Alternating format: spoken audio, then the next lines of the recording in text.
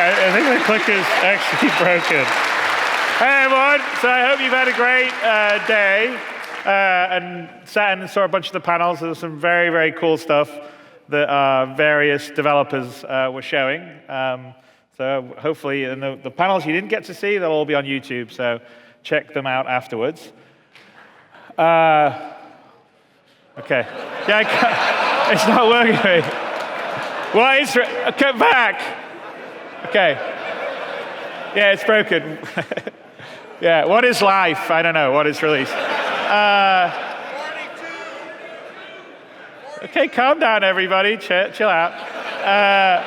So we were actually debating about the rotor release, discussing that for Star Citizen, and we were talking about whether we were going to go up with 100 bullet points and talk about all these features.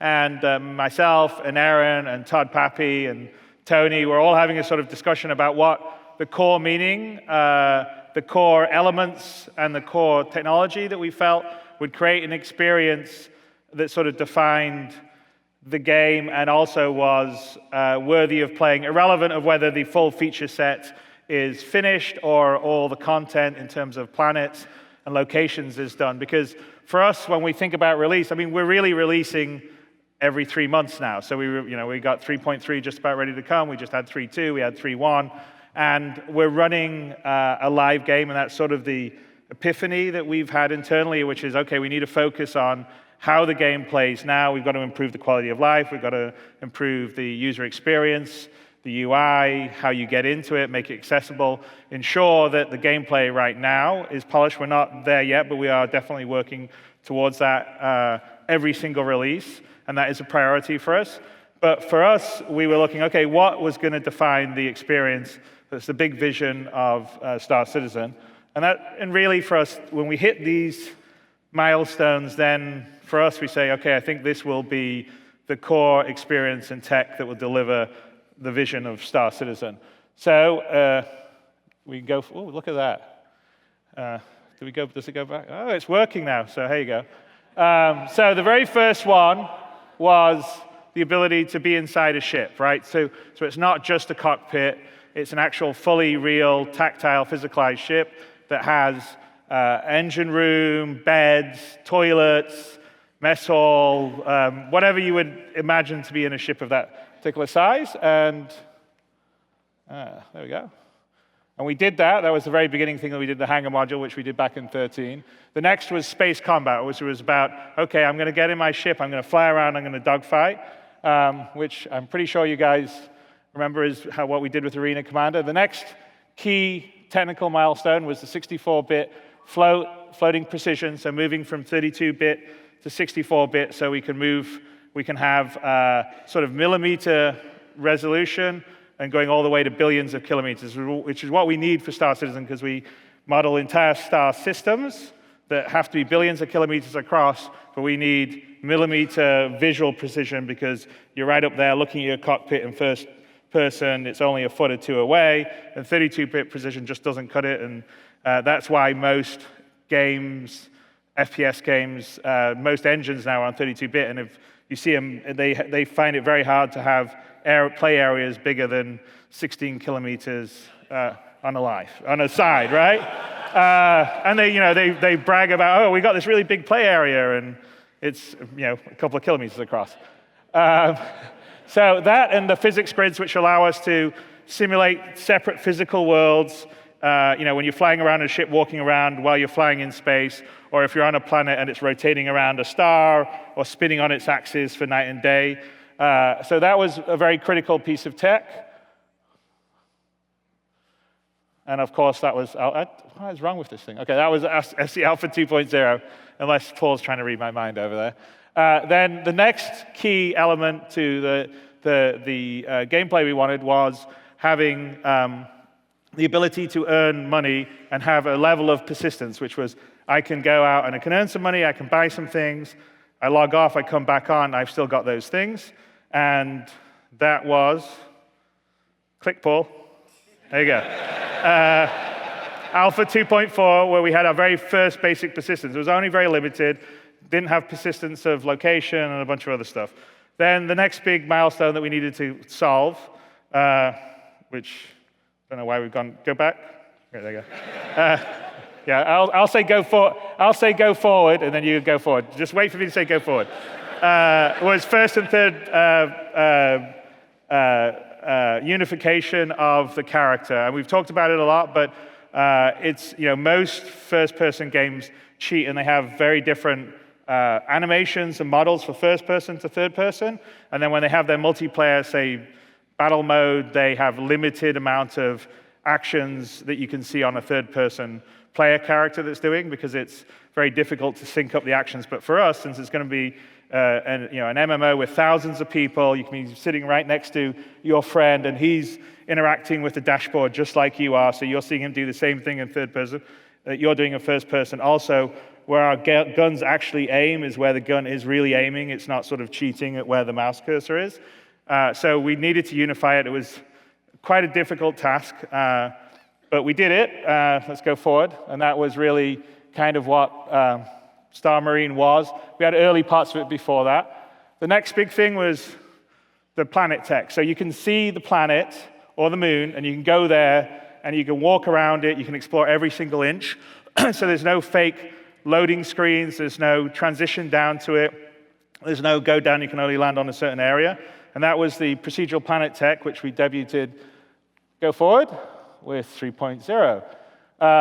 And the other big thing was location persistence, which is the ability that you go to a location, you log out, you come back, you're at that location. You're not starting back at where you started before. And again, that was at the first stage, go forward, Paul, with 3.0. And the next big thing, which is where we're at right now, is object container streaming and bind culling. And this is actually a massive thing. I think we've talked about it. We thought originally when we scheduled it out, it was going to take about 6 months. It's been about 18 months of solid development on it. And as you all know, bind culling has been something that we've had on our roadmap, and it's been pushed back and pushed back, pushed back. And that wasn't necessarily because we wanted to push it back. It was mostly because it turned out both the object container streaming and the bind culling needs object container streaming to really make sense. And object container streaming was incredibly complicated because we had to re-engineer most of the game engine itself, because for object container streaming to work at our scale while we're moving around, we have to be able to stream in the objects and textures and models and all the data and initialize them all completely asynchronously. So the game's running here, meanwhile it's loading up the stuff that will be over here or over here or over here, and we don't know where the player's going to go. And it's complicated because it's multiplayer. So in multiplayer, we have all these different players that have been going in different directions. So we need to be able to have object container streaming that works both on the clients and on the servers, and bind culling that's going to work on the clients and ultimately on the servers. So with 3.3, this is the first use of the object container streaming and the bind culling tech. It makes a massive difference in terms of performance, because you're only worrying about having the part of the world that's relevant to your character streamed in, which means you don't have to simulate all the objects in the entire solar system. You don't have to worry about them. They don't take up memory. So it's better for memory. It's better for performance. And as we've said on ATV, and I think in our newsletters, we've had some really great results so far. I mean, it has stability issues right now because, again, when something's multi-threaded and asynchronous, there's a lot of unpredictability, because when two different threads are stepping on each other, it can have unpredictable results. But it's a massive step forward, because the biggest thing for us to be able to scale the game and also have performance is this tech here. So we're really quite excited to get this out, because it also now allows us to start building out in the Stanton system. Because before that, as everyone knows, even with 3.0, 3.1, 3.2, the memory use of Star Citizen was way too high for where we want to be, and we just couldn't fit anything more in memory at the same time. So object container streaming allows us to do that, and so that's a massive win for us. So let's move forward, Paul, and that's going to come with 3.3, which we're imminent doing. The next big sort of pillar is the ability to either buy or rent ships, and that's because the game loop is essentially going around earning money. So there's various ways to earn money. There will be more ways to earn money as we flesh out the professions. But once we earn the money, we want to spend it on something. So there's only so many suits of armor or guns you can buy, and the core sort of upgrade loop in the game is really the ships. The ships allow you to do bigger and better things, different professions, and so as a player, you want to earn money and then upgrade, and then that ship will allow you to earn more money and upgrade to a bigger, better thing and do different things.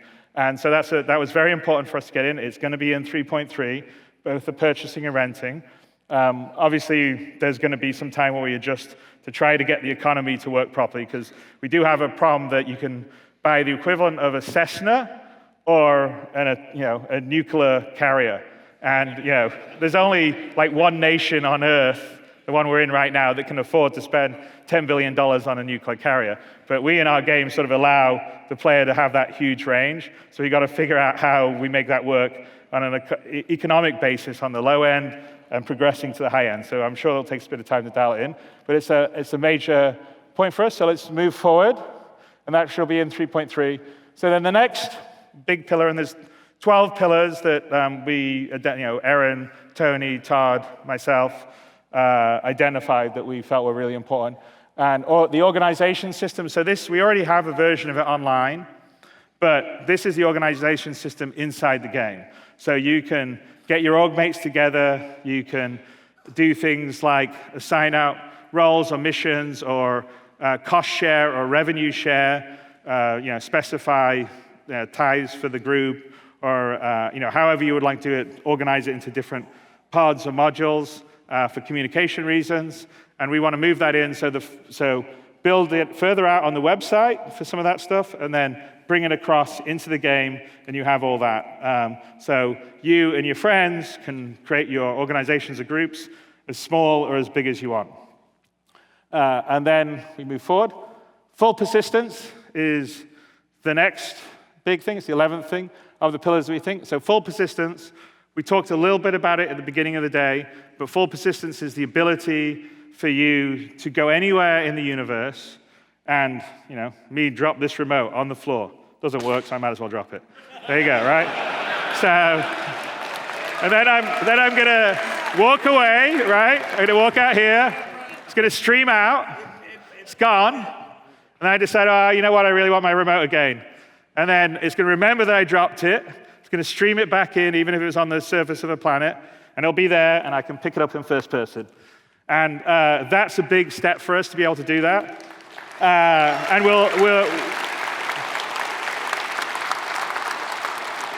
so the full persistence combined with the object container stream and binding culling are, I think, things that will make the world alive, because it's not just me dropping a remote, it's leaving a ship somewhere, or you got damaged in space with your ship and someone rescued you, you went away and you came back to get your ship and repair it and then take it home. And we're going to, persistence in your hab, so you'll go there, you can see that you can move and interact with the objects. You can, find things on travels in space, take them home, bring them, leave them at your hab, or leave them in your ship. So the physical inventories are going to be very important in the game going forward in terms of being able to store and manage stuff. So the more you play, the more stuff you collect. If you're a hoarder, then you'll probably want to get a bigger room and space. And the other aspect of full persistence is the aspect of age, wear, and tear. So, I long time ago talked about Death of a Spaceman. That's very much on our roadmap and plan.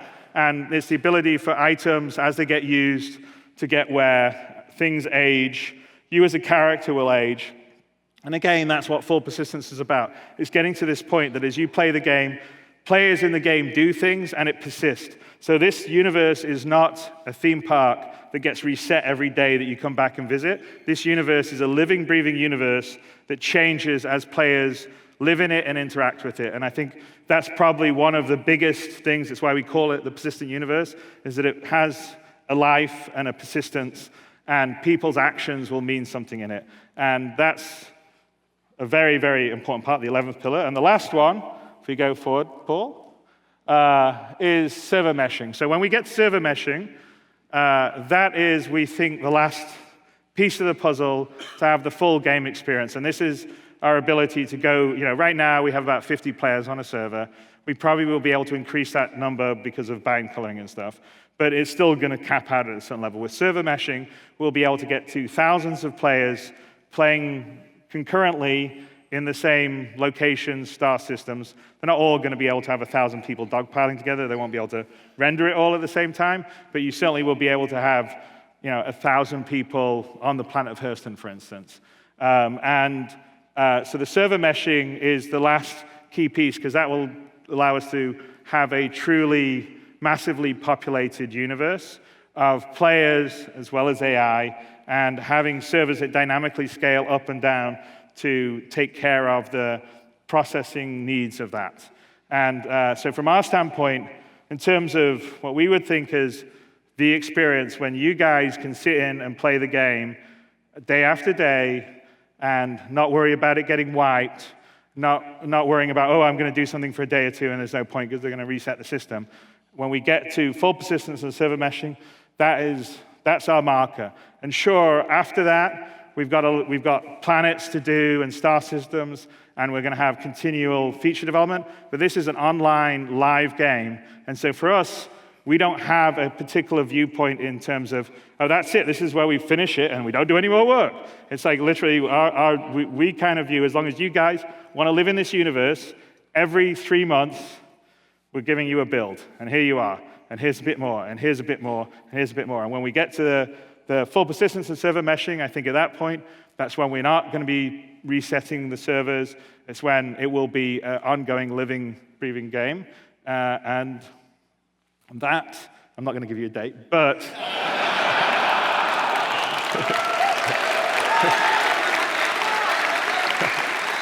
but you can watch on our roadmap as we develop it, and just watch for that, because us internally, those are what we view as our sort of cornerstones that we need to get to. And yes, there's a lot of other things that we've talked about that we're also working on, but when we get that, we feel like it will be a game like no other. So that is kind of what we, in terms of road to release. But speaking of near-term release, 3.3, I think we're going to go wide to BTU.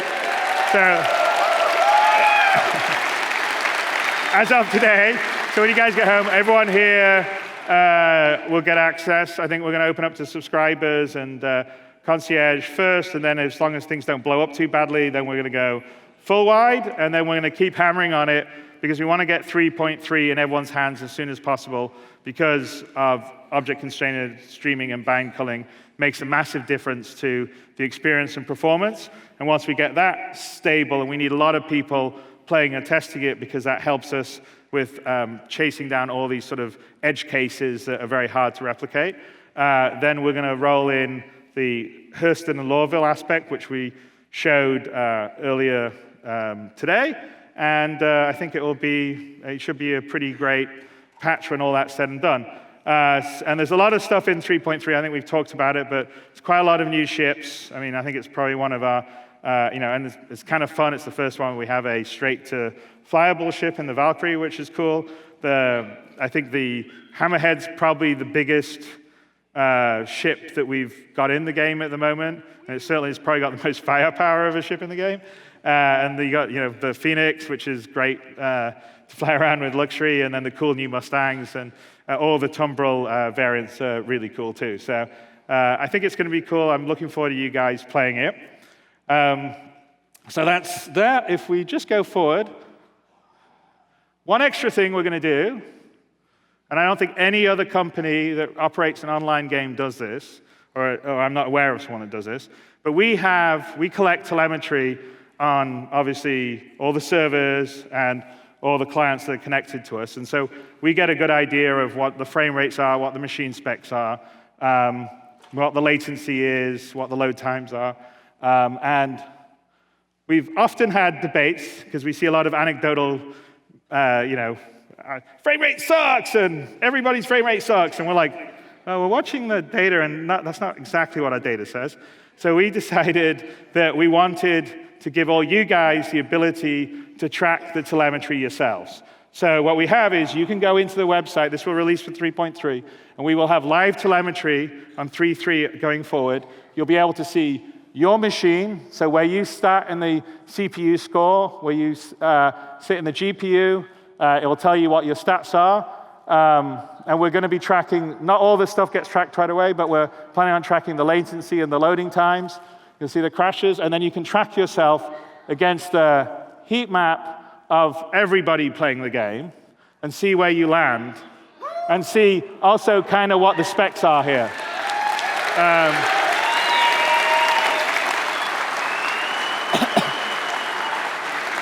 So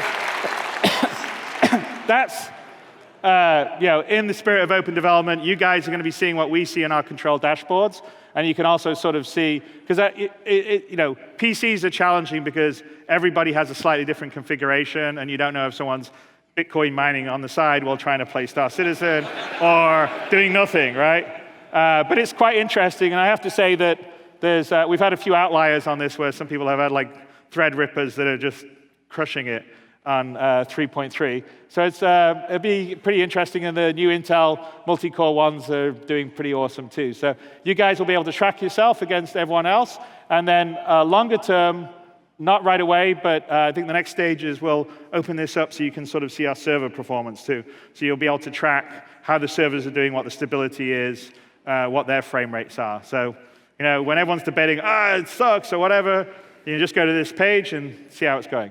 So I think that should be really cool.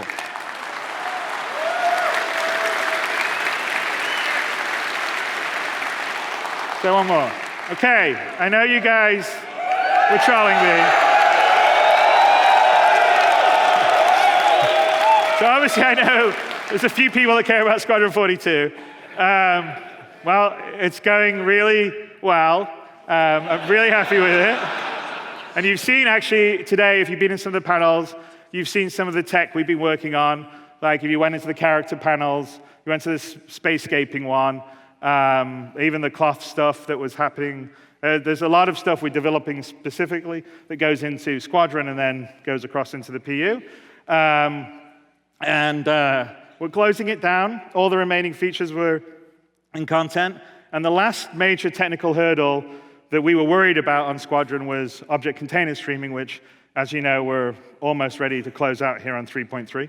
So we don't have any major technical hurdles left on Squadron. So for us, it's a bit easier to get Squadron closed out than obviously Star Citizen that needs the server meshing and all the rest of stuff.